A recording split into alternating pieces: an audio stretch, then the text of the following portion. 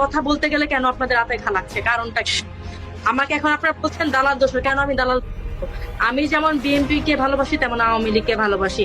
দোনোজন নেত্রী হচ্ছে মা, বর্ষিয়ান ওনারা।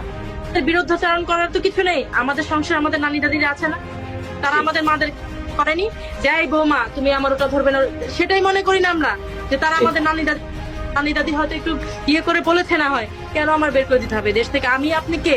তাদের মতো কি পিতা হারিয়েছেন, বাপ ভাই হারিয়েছেন, একজনের স্বামী গিয়েছে, এগুলি হারিয়েছেন, কিছু হারাননি। আপনাদের তো উচিত ছিল এটার একটা বিহিত। তারা কি করলেন? বের করে দিলেন। বের করে দিয়ে এখন হায়নাদের লোকালয়ে ছেড়ে দিয়ে আপনারা আমাদের নিরাপত্তা দেখাচ্ছেন যে রক্তচোষা হায়না ছেড়ে দিয়েছি, এখন দেশের লোক সব হচ্ছে গিয়ে আপনার কি বলে ভালো আছে, সবাই নিরাপত্তার সাথে আছে। স্যার রমনায় যেতে গেলে স্যার ওখানে সকালবেলা হচ্ছে গিয়ে যেতে দেওয়া হয় না, কারণ ওই সমন্বয়ক সাহেবরা, ইউনুস সাহেবরা তার অফিস করেন যমুনাতে স্যার, সেখানে এক প্লাটুন। আপনি ইন্টারকন্টিনেন্টাল ওখানে দিয়ে যাবেন, আপনি হেয়ার রোড, আপনি ওই যে মন্ত্রীপাড়ার ওখানে দেখবেন 6 কার্টুন।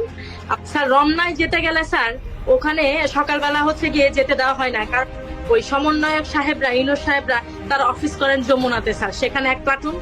আপনি ইন্টারকন্টিনেন্টাল ওখানে দিয়ে যাবেন, আপনি হেয়ার রোড, আপনি ওই যে মন্ত্রীপাড়ার ওখানে দেখবেন 6 কার্টুন। আপনার পুলিশ আর মহিলা পুলিশ ঘেরানো দেখবেন। আর হচ্ছে আপনি কি বলে আদ্দিন গলি মগবাজার ওখানে যাওয়ার সময় ওখানে বাস চলতে দেওয়া হয় না, ওখানে এক প্লাটুন স্যার। সারা দেশে সব সিকিউরিটি সিস্টেম স্যার ওখানে ঢুকে বসে আছে। আমরা কারা স্যার? আমরা কে স্যার?